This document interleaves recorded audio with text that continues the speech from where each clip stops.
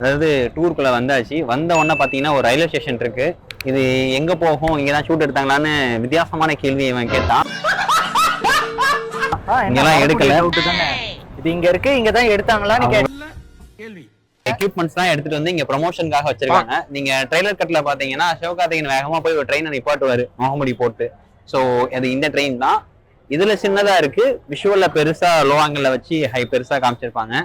So அந்த காலத்து train எப்படி அந்த நிலக்கரியெல்லாம் இருக்கிறதுலாம் உண்மை, மற்றபடி எல்லாமே செட்டப்பு. அந்த நிலக்கரி வந்து ஒரிஜினல் தான், ஏன்னா தொட்டு பார்த்தோம்.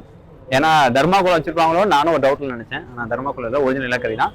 வாங்க உள்ள போய் பார்க்கலாம். ஆக்சுவலி இந்த ட்ரெயின் வந்து ஸ்ரீலங்கால ஷூட் பண்ணாங்களாம்.